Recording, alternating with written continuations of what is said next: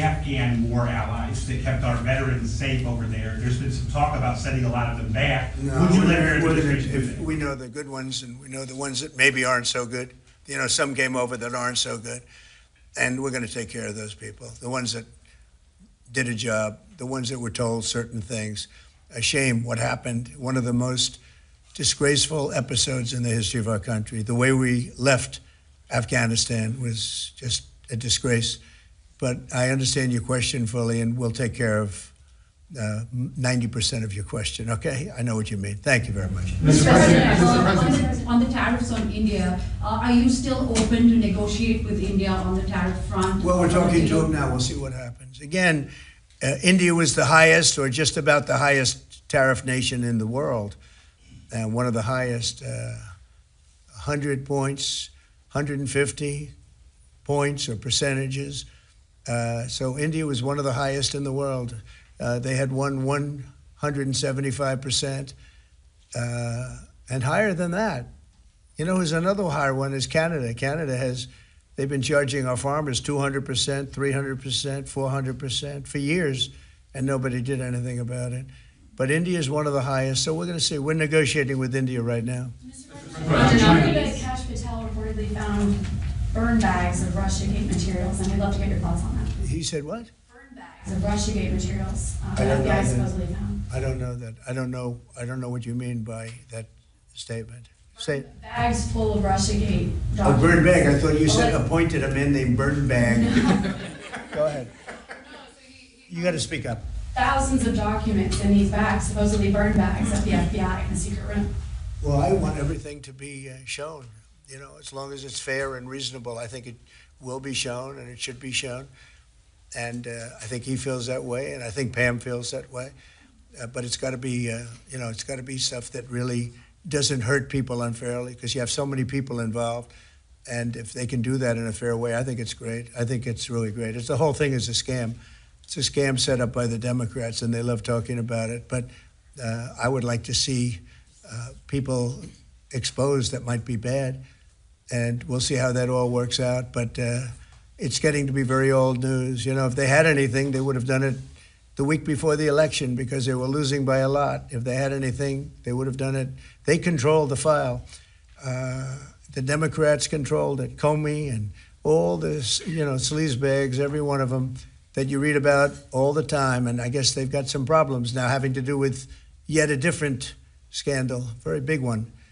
But they control that file. So I would think that if they would have had something in the file, they would have released it about a week before the election. Maybe 2 weeks, right, Brian? Go ahead. Mr. President, welcome home, by the way. Thank you very much. Good to see you. It was a great trip. It was an amazing trip. Look good. For the country. For me, it was okay, but for the country, it was an amazing trip. Go ahead. It was. Many parents are preparing to send their kids back to school in a few weeks. Now, this will be the first time they've gone back to school under the second administration for you. Now, the previous administration labeled a lot of parents domestic terrorists for showing up to school board meetings. What's your message to parents now as they return their kids to school, knowing that they have the support of you? Well, the beautiful thing is, as you know, we've gotten rid of the woke. Woke is gone, and I think pretty well buried. We're going to make sure it's buried. But the parents are now taking over the school boards. They're getting rid of these people that probably didn't like the children very much based on what they were doing.